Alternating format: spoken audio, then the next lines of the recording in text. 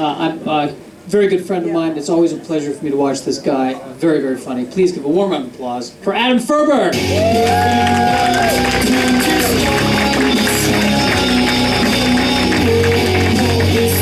Everybody, keep it going for Josh one more time, most of the show. Shockingly enough, Stu, I am from Texas. That's where I'm from. I fucking love that baby shirt. Wear that every day. Thank you very much. Thank you guys so much for coming out. Love room full of Jewish people. Feel like I'm with my family. You already are disappointed in me, just like my parents. Thank you. Love your hat, dude. I love that hat, man. I feel like what that hat says is, I'm Jewish. I want everyone else to know. I'm Jewish. It's good stuff, dude. I love that Josh is hosting the show, man, because hosting is hard. It's hard work. You got to like remember everyone's name. You got to get their intros right. You got to keep the crowd into it. Phrases like "put your hands together" or "keep it going for the next guy." You know. My favorite hosting phrase is the phrase "let's keep this comedy train running." You heard someone talk like that before?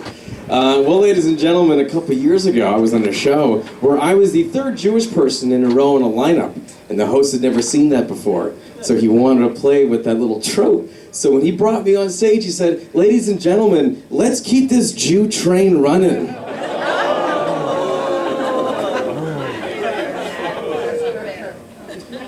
No, it was totally cool. After the show, me and my buddies Yitzhak, Eitan, Shmuley, and Shlomo went over to his house and ran the Jew train on his wife. Yeah. That's what you're there. There's Shmolo right there. What's up? What's up, Eitan? Oh man, people assume I'm Jewish. It's the face. I get it, but I swear to God, it's just the glasses. It's just the glasses, okay? Because my father was Jewish, was raised Jewish from Eastern Europe. But my mom was actually Puerto Rican. She converted when she married my father, and I swear it's just the glasses that make me Jewy. Because it's like you see the face, it's like kindly, like I'm a happy Jew. You take off the glasses, just menacing Puerto Rican.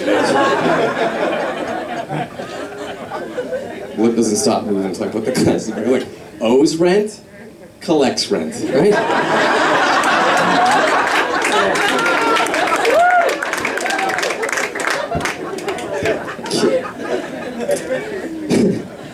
Over the summer, I got to go to a wedding, and it was amazing. Like, this family took over an entire hotel in San Diego. It was beautiful. Had to know how much this thing cost. Jewish. Horrible. The father of the bride, he spared no expense, and he told me the truth. Ladies and gentlemen, this wedding cost $250,000 to put on. I know, right? It's just, I've never seen that before. I wouldn't know what that looks like. And during and by the way, it was a Jewish wedding, and any Jew can tell you, $250,000 for 2 days, horrible investment. Like, not getting a whole lot of ROI on that one, you know what I mean? You don't know ROI, it's Hebrew. Look it up. Throughout his speech, the father of the bride just kept saying, "I'm only doing this so that my daughter can be happy." I think we can all agree that there is no asset that depreciates faster than the happiness of a Jewish woman, right?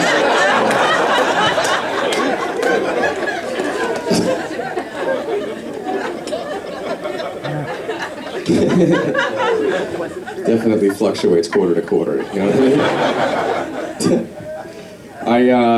Ladies and gentlemen, I recently quit my day job to do comedy and like acting stuff more time. Thank you for the support. Appreciate it. Thanks, Shlomo. He's a good friend. He's a good friend. Thank you. I'm getting into it. I'm taking it. I've had some auditions. I've been busy. I've been out of town doing some shows. But now it's made my mom like super obsessed with my looks. She's like gotten really, and I get it from her perspective, because like I have two older siblings. I have an older brother who's like beautiful and tall. His middle name is Dashing, son of a bitch. Hate him, but he's married, has a real job and kids. He's doing great. Then you have my older sister, who's also this gorgeous girl, but she's married, has a real job and kids. She's doing fine. And then there's me, the character actor of the bunch, the Steve Buscemi of the litter, if you will.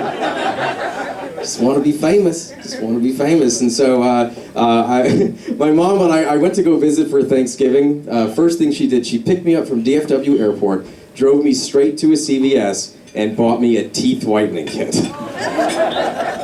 And I was so crushed by this, ladies and gentlemen, the first thing I did when I got home was use it. I was just, I'm ugly.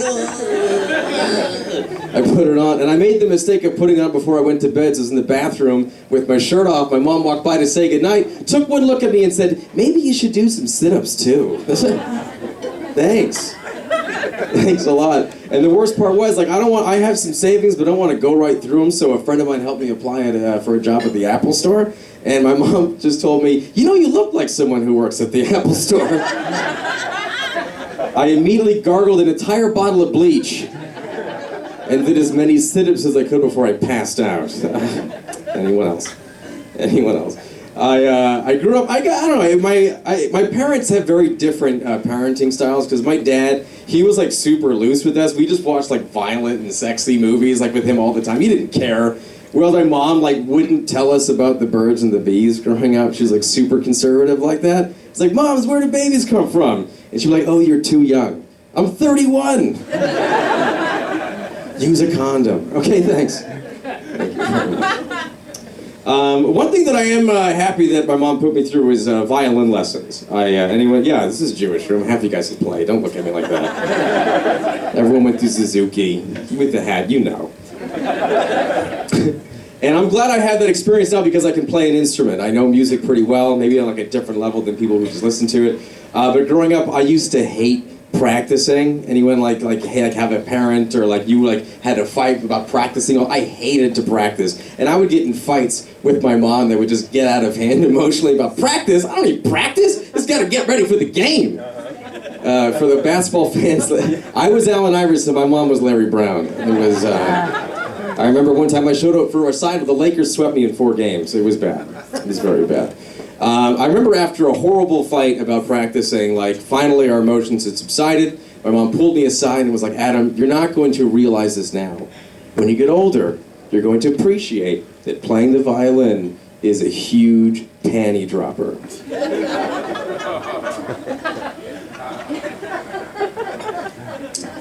I was 8 years old. And she was right. Thanks for sending me to art school, Mom. That was fun. That's a good time. I love pop music. Anyone else like just have like a cheesy pop song? Yeah, I know, right? It's like super catchy. It's on the radio all the time. My favorite song ever is called "Call Me Maybe."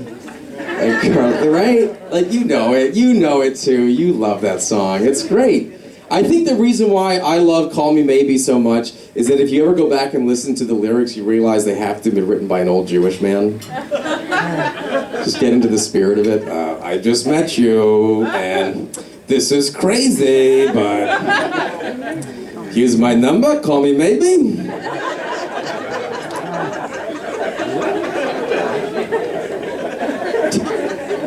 She's very unsure of herself, and I like that about her, you know what I mean? I can relate. I love magazine covers. Anyone else that's just a fan of because right now print is dying right now, so people have to go crazy with like the photographs they take that into a magazine cover because nobody buys them anymore. So you have to catch your attention. My favorite cover came out a couple years ago. It was a cover of Time magazine because it was a picture of a 26-year-old woman with her bare breast in the mouth of a 4-year-old boy. Does anyone remember seeing this? Yeah, right. Everyone's shaking their head yes. Does anyone remember what the caption said? Of course not. It's a titty in a kid's mouth. Who's reading? You know what I mean? All right, those of you who want to know, the caption said, "Are you mom enough?" What? Like it had something to do with motherhood? Gross. I feel like should have just said, "Are you as cool as this 4-year-old?" Or better yet, why not just man of the year? He wins as far as I'm concerned. I love commercials because I think they're funny. I see my friends in them sometimes, and hopefully it'll be me soon. But I feel like nowadays, like advertisers in general, they know their audiences a little bit too well, and it kind of creeps me out. I was watching TV the other night. It was that commercial. The first ad I saw was for Bosley Hair Clinic. Already, just digging it in. The next ad I saw was for LASIK eye surgery. The third as was for extends male enhancement. And the last one was for a suicide hotline. All of which occurred during the 1 a.m. Star Trek The Next Generation. Whatever. All right, I'm Adam Feuerberg. You guys are awesome. Have a good night. Give it up for John.